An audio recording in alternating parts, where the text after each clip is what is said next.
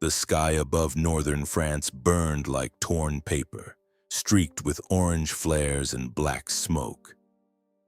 Anti-aircraft fire clawed at the night, each burst lighting up the belly of Lieutenant James Carter's P-51 Mustang for a split second before darkness swallowed it again. A violent jolt tore through the cockpit. "Engine failure!" James shouted, though no one could hear him through the roar and chaos. The gauges flickered wildly, the propeller screamed, then slowed into a broken whine. Flames licked along the left wing and the smell of burning oil filled his lungs. He fought the controls, teeth clenched, sweat freezing against his skin. Then the world collapsed. Metal shrieked. The forest rushed up. Pain exploded through his body as the aircraft shattered against the earth, tearing branches and soil apart in a deafening final roar. Silence followed. Not peaceful silence, but the kind that comes after violence, thick and disorienting, as if the world itself had been stunned. James opened his eyes to darkness. His body screamed with pain. His helmet was gone. Blood trickled down the side of his face, warm against the icy air. He tasted dirt, fuel, and iron. Every breath felt like broken glass scraping his ribs. "Hello?" he rasped, his voice barely more than a whisper. No answer, just the creak of burning wood and the distant echo of artillery miles away. He tried to move and cried out as agony lanced through his leg. The crash had trapped it beneath a twisted piece of fuselage. He was pinned, alone, deep behind enemy lines. Panic crept in slowly like ice water seeping into bone. He forced himself to stay calm, to breathe, to listen. That's when he heard it. A voice, soft, unfamiliar, not English, not shouted, not angry. A murmur drifting through the blackness of the forest, as gentle as wind moving through leaves. "Here, come here." James froze. Enemy territory, enemy language, enemy voice. Yet it didn't sound like a command. It sounded careful, almost worried. "Who's there?" he croaked, gripping the edge of broken metal with trembling hands. The footsteps came closer.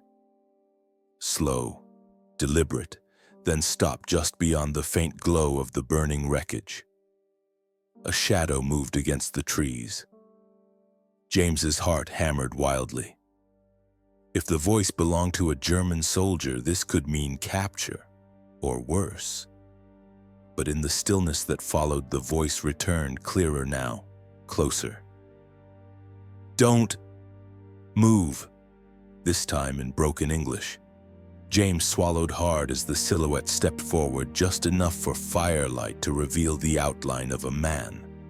A helmet, a long coat, mud-caked boots, German. Yet he did not raise a rifle, did not shout, did not call for others. He simply knelt beside the wreckage and looked at James with an expression that did not resemble hatred. Fear, and something else James couldn't yet name. "You are hurt," the stranger said quietly. "If you try, you die." James stared at him, barely able to process the words. His vision blurred as the world spun again. "What are you doing?" he whispered. The German glanced over his shoulder into the darkness of the forest, then back at James. His voice dropped to a near whisper. "I'm the only one who came." Outside, the flames from the wreck burned higher, casting their flickering light over two enemies locked together in the same cold, unfamiliar night. And in that moment, James realized something chilling.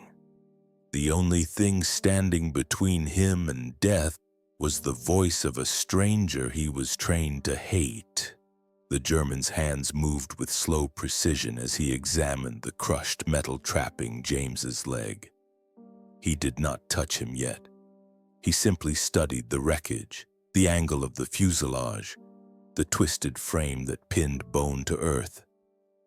"If I pull wrong," the soldier murmured, "your leg break worse. You bleed. You scream. Others hear." James tried to swallow. His throat was dry, raw with smoke. "I don't care about the leg," he whispered. "I care about not dying here." The German met his eyes. "Then you listen to me." Behind them, the cracked wing of the Mustang spat sparks into the night. Smoke curled upward into the branches, carrying the smell of death across the trees. Birds stirred nervously. Somewhere far away, a dog barked once, then silence again. The German removed his gloves, revealing hands reddened by cold, scarred, rough. Not the hands of a monster, just the hands of a tired man who had held too many rifles. "My name is Lucas," he said quietly. "I am not supposed to be here. My patrol is north. They think you burned." James let out a weak, bitter breath. "You should let me burn too." Lucas shook his head once. "No." He reached into his coat and pulled out a small folded cloth. Not a military bandage, but something softer, older, worn from use. He pressed it gently against a gash on James's forehead. "You don't move," he repeated. "You make no noise." James's jaw clenched as pain flared through his skull. "Why are you doing this?" he rasped. Lucas paused for the briefest second. His eyes dropped to the ground. "Because last winter," he said slowly, "a British pilot fell near my village. I found him first. I gave him water. I hid him. They shot him anyway." James felt the weight of those words settle between them. "He screamed for his mother," Lucas added quietly, "in a language I did not understand, but I understood the fear." The German returned his focus to the twisted metal. He wedged a broken branch beneath the fuselage panel, testing the leverage carefully. "This will hurt," he warned, "but it must be fast." James nodded faintly. On Lucas's signal, he braced his shoulders and forced his strength into the makeshift lever. Metal groaned, shrieked, the sound slicing through the forest like a wounded animal. James bit down hard on a torn piece of leather from his flight glove as white-hot agony surged through his leg. His scream escaped anyway, muffled but desperate, echoing faintly through the trees.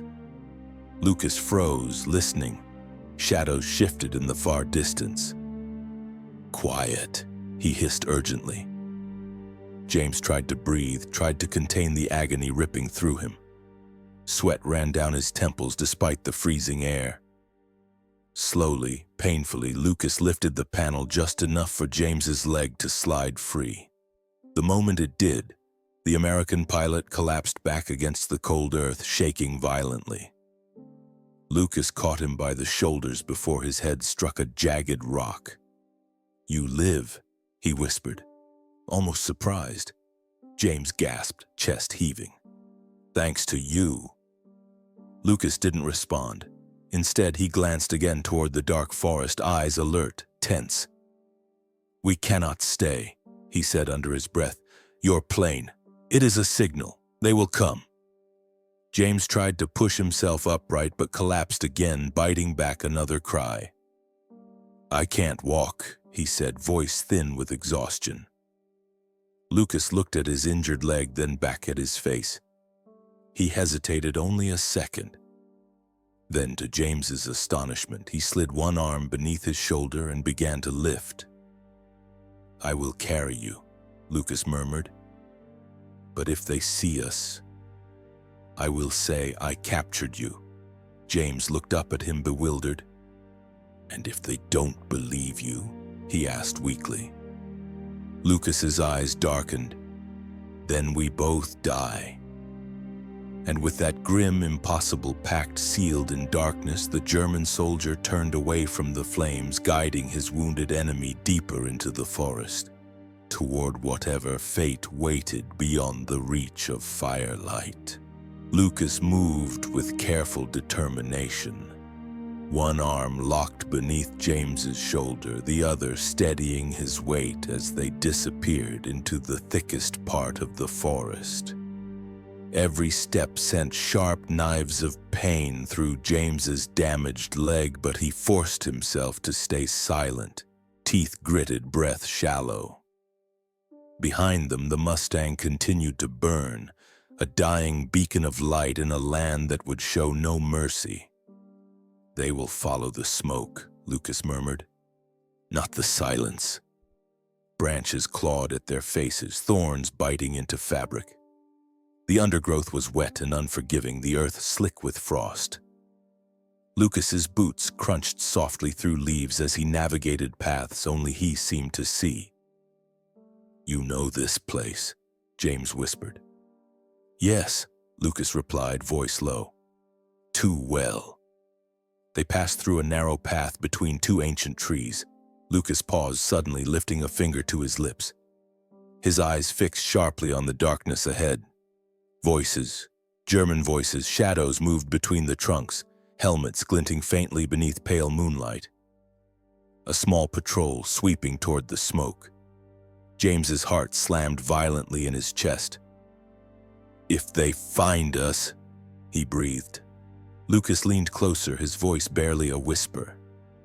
"If they see you, I raise my rifle. If they ask, you are my prisoner." "And then?" James asked. Lucas did not answer. He simply shifted James's arm more securely around his shoulder and limped forward, straight toward the approaching patrol.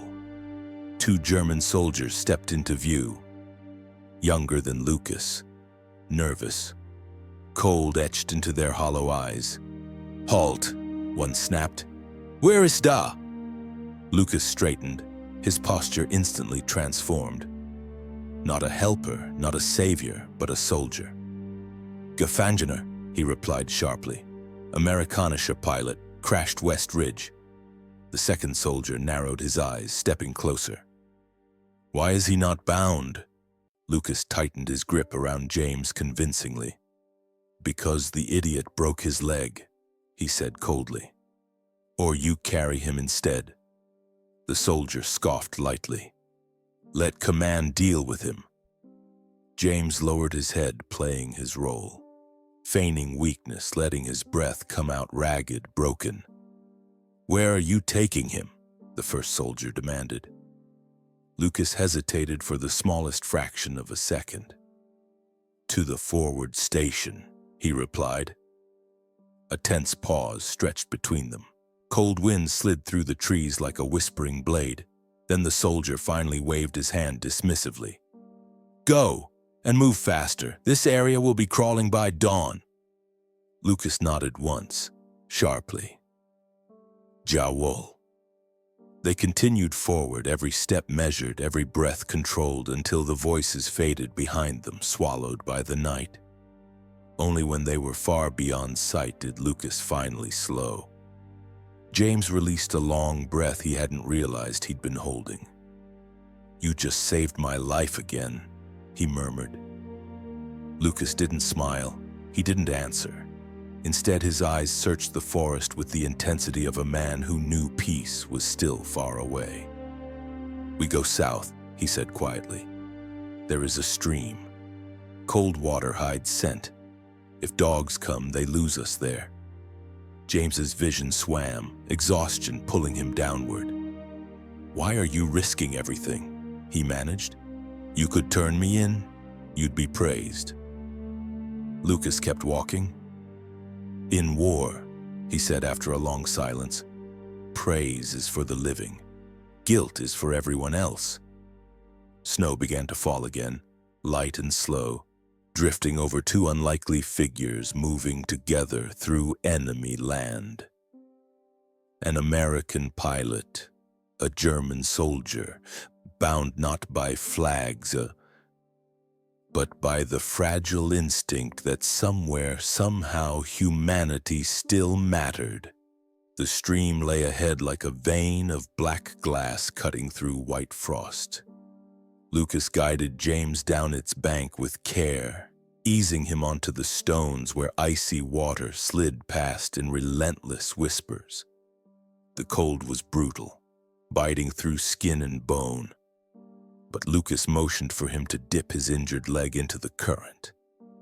"The water slows bleeding," he said, "and it takes your scent. Dogs follow fear. Water steals it." James gritted his teeth as the chill engulfed his wound, a sharp, numbing ache washing upward. He exhaled through the pain, listening to the steady hiss of the stream and the hush of trees swaying overhead. For a moment, time loosened its grip, and the war felt distant, like a thunderstorm rolling away across another country. Lucas crouched nearby, scanning the forest. His breath rose in faint clouds. In the pale moonlight, James noticed the exhaustion etched across his face, the hollowed cheeks, the tired eyes that had seen too many winters. "Do you have family?" James asked, unsure why the question escaped him. Lucas didn't look away from the darkness. "A mother," he said quietly. "A younger sister. A farm that no longer grows anything but memories." James nodded faintly. "I had a brother," he said. "He taught me to fly paper planes. Said the sky doesn't belong to anyone." Lucas's lips pressed thin. He was right. They stayed there as minutes dragged into a fragile quiet. Lucas tore a strip from his coat lining and wrapped it around James's thigh to stabilize the leg, securing it with calm efficiency. Each touch was careful, practical, almost reverent.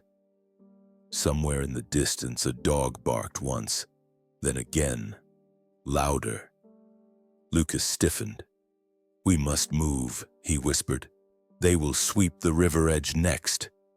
With effort, he hauled James upright and half-carried him along the stream's path, using the water to swallow their tracks. Their boots splashed softly. The current swallowed every step, every mistake. The forest thinned slightly, revealing a low slope scattered with stones and fallen timber. Lucas paused, listening. The barking drew closer, interlaced with shouted German commands. Lantern light flickered between tree trunks like restless fireflies. James felt Lucas's grip tighten, a tremor of tension passing through his frame. "If they catch us here," James murmured, "you don't have to do this anymore." Lucas looked at him then, really looked at him for the first time since the crash. His expression was calm, resolute, almost sorrowful. "If they catch us," he said, "I will say you escaped, that I failed. And then I will disappear." James swallowed. "Where?" Lucas shook his head slowly. "Where no flags can find me." They moved again, climbing higher, breath ragged, the world narrowing to the rhythm of pain and the will to endure. Finally, as the barking softened and the lanterns drifted away, Lucas guided James into a hollow sheltered beneath a fallen tree. He eased him down, careful, steady. "You rest," he said. "I will watch." James's eyes fluttered, exhaustion pulling him toward sleep's edge. "Lucas." "Yes?" "Why trust me?" A long pause followed. "I don't," Lucas answered softly. "I trust the silence we kept together tonight." Above them, snow continued its slow descent, blanketing the forest in quiet mercy. And beneath the broken boughs, two enemies shared a fragile refuge, held together by a night that refused to choose sides. Dawn crept slowly through the forest, pale and uncertain, washing the branches in muted silver. The night's terror retreated into shadows, leaving behind only the quiet ache of survival.